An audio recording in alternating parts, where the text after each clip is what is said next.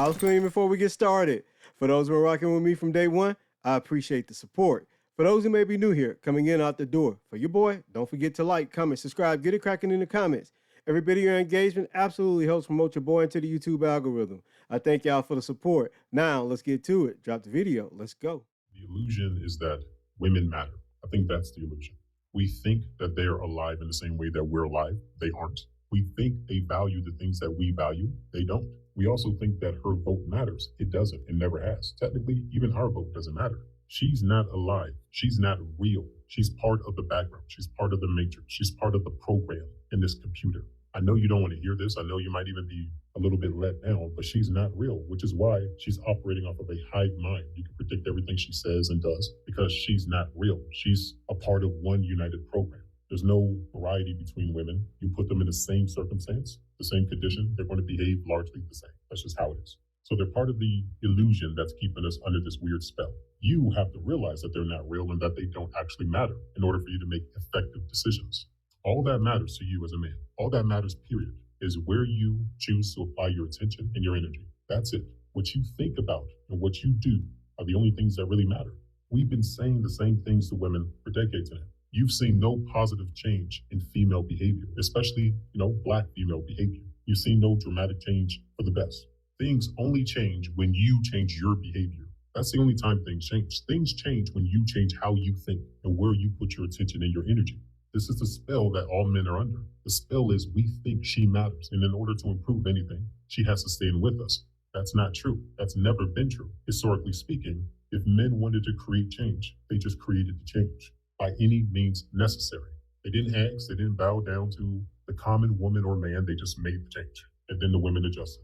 They're not alive in the same way you are alive. They don't have a soul, they have a spirit. Men have souls, women have spirits, and they share the same spirit.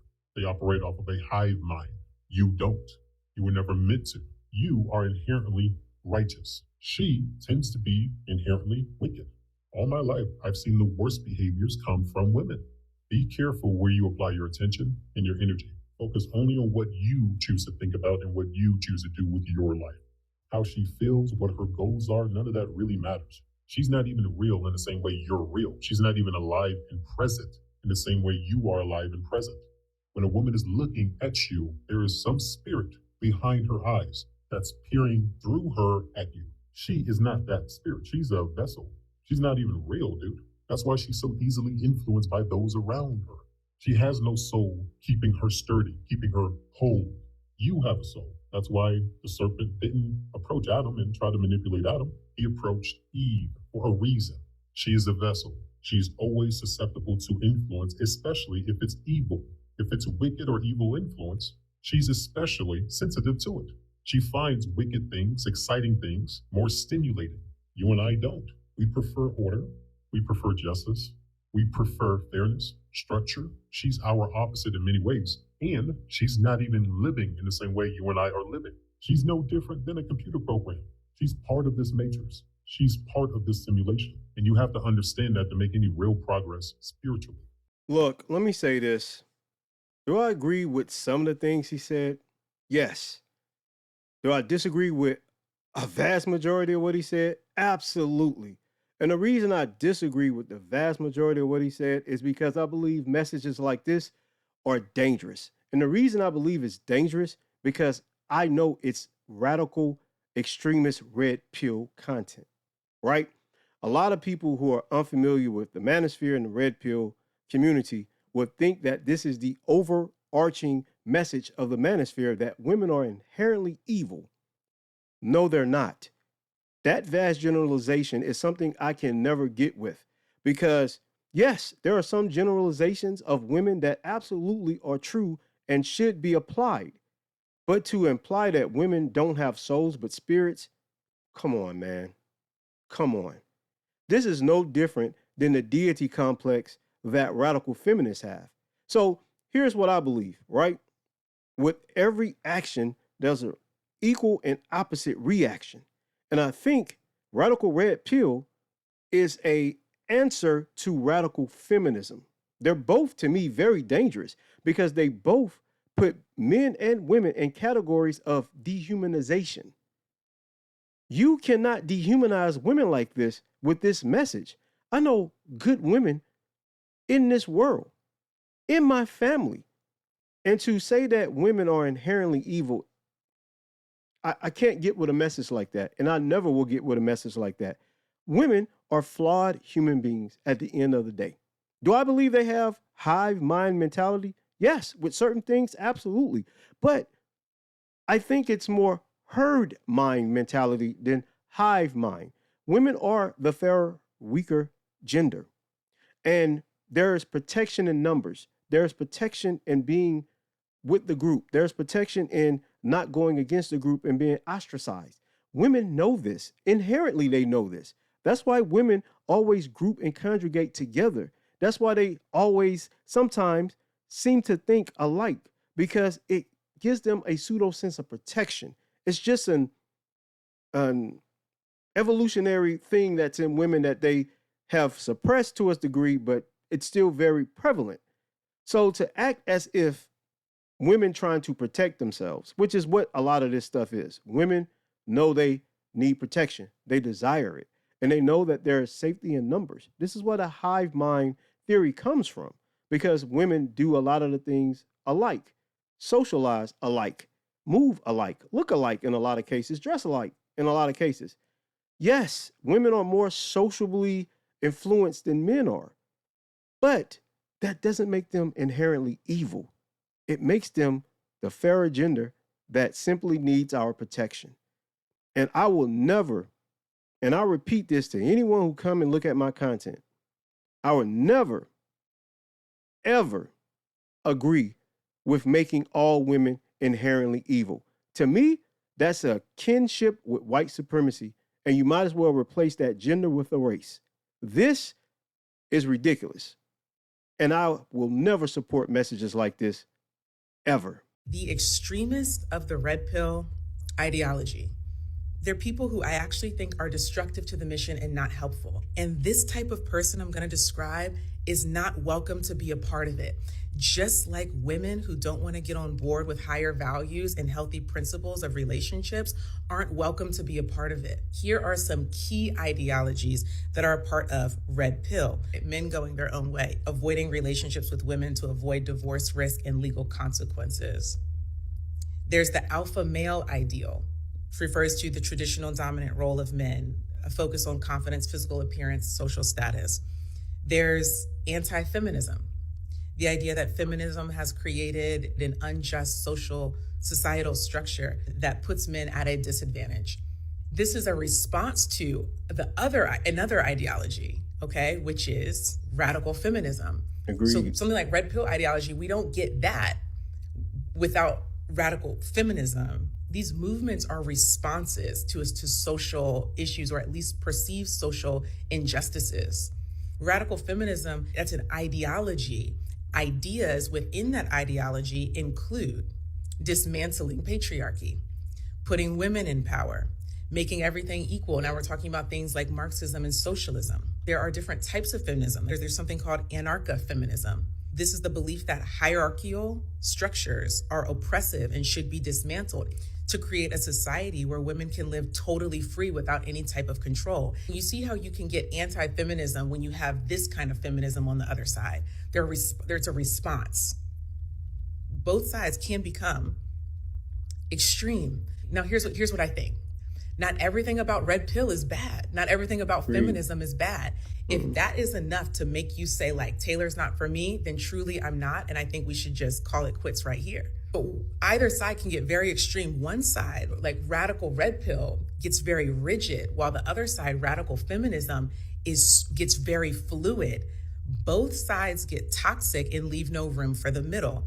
I acknowledge that these are also the loudest groups, and most people are not on extreme sides of the spectrum. But I do want to highlight some things about the ways of thinking and behaving in these two extremes that you might find seeds of in yourself. You don't just wake up with these kinds of ideologies, you grow into it. Both of these groups have valuable points and concerns. It's not worth the extra engagement to pander to any one group, because then I sabotage my own mission. Look, let me say this. I absolutely agree with her. 90%, right? I think that recognizing radical fringe red pillars is key to understanding that red pill is just a reaction to radical feminism. And she said that in her post. And I absolutely agree. However, whether feminism is extreme, radical, or not, I cannot agree with the tenements of feminism. And the reason I can't agree with it because I know it comes from white men to help facilitate equal footing in the white supremacist structure for white women. I will never be aboard feminism in any shape, form, or fashion. I cannot talk today. Fashion. Because I know it's the sister to white supremacy. It's just white men concocting an ideology to give white women a foothold in a white supremacist structure. So I don't believe in feminism in any level, on any level, I should say. What I do believe in is an egalitarian system where both men and women, if they're going to deviate from traditional gender roles, then they both have to recognize that the privileges that each enjoyed from those traditional gender roles have to be pushed away. And a new structure has to come up.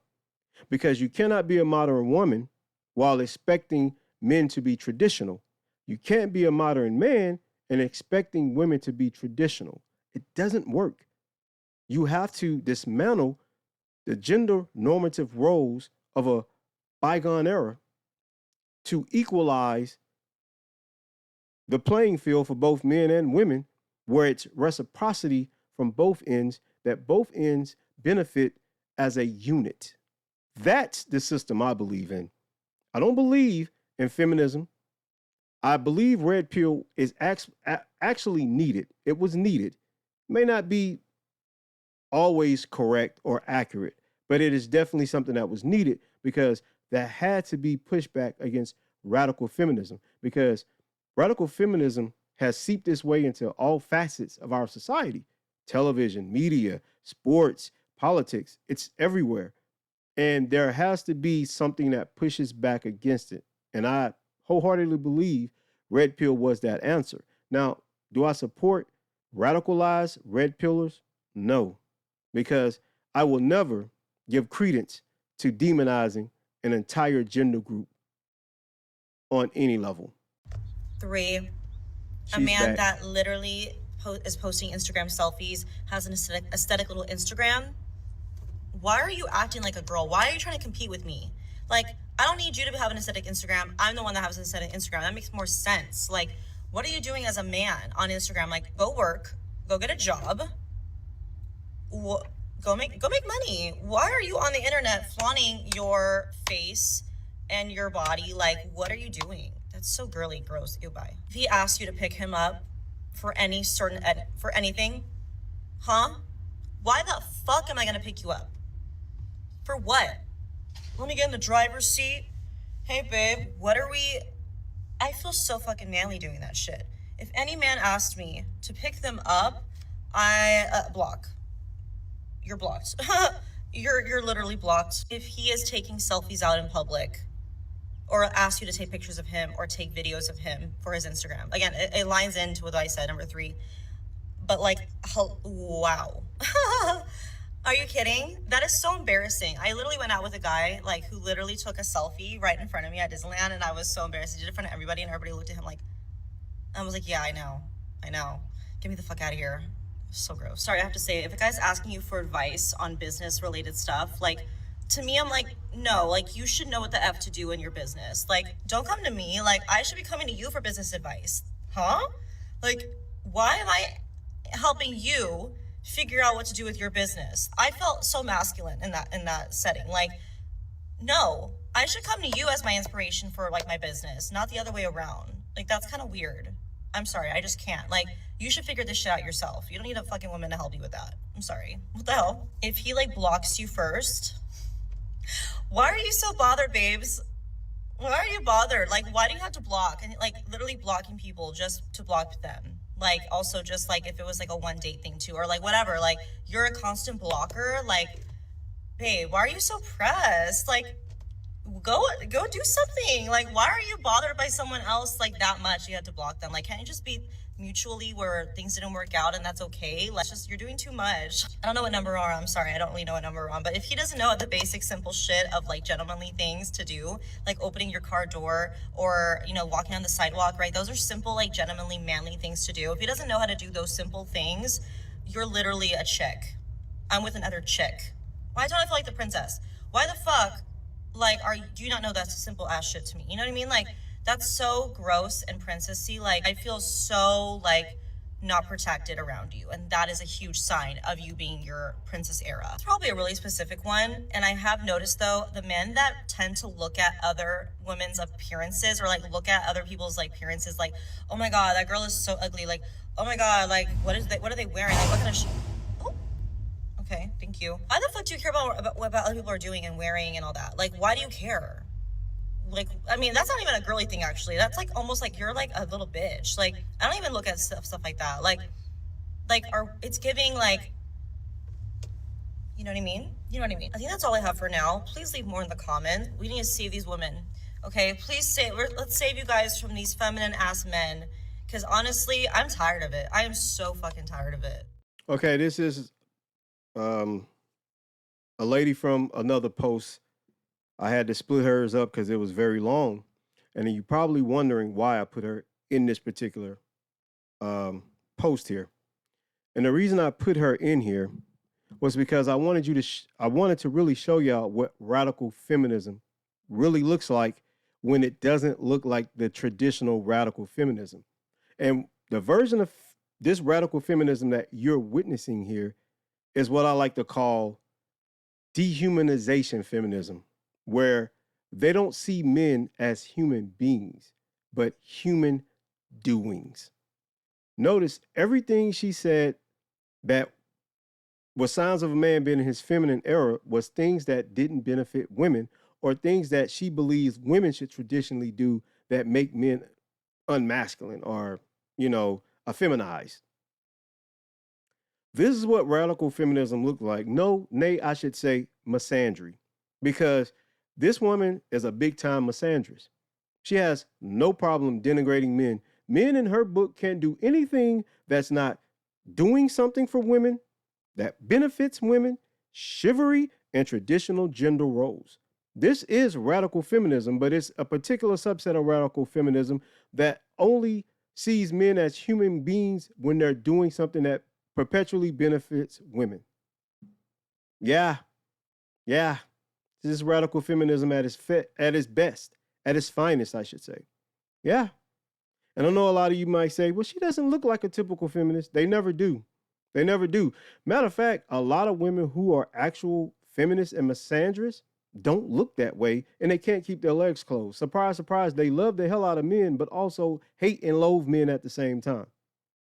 You cannot make this stuff up. And a lot of them have sons, and they get online and they project this misandry all up and down TikTok. Make no mistake, this is radical feminism. This is. And it has to get pushed back because we cannot allow a subset of women, a fringe subset of women like herself, to try to define masculinity as something that should only benefit women. Because, what are you doing? They're being human beings, ma'am. And sometimes human beings do things that other human beings don't like. Doesn't make them feminine. Doesn't make them toxic. It just makes them human. That's all I got. Don't forget to like, comment, subscribe. Get it cracking in the comments. I see y'all in the credits. 2 fingers. Peace. I'm out. Get y'all in the next one. Like Jesus. You think that what we're fighting about is stupid. Just cause you don't agree don't mean it's stupid. Lately communication feels so useless. If we don't got that obsessive love, then what are we doing? I don't ask for much from you. It's like you don't got the time to lose. Make me feel like I'm a burden when I tell you I want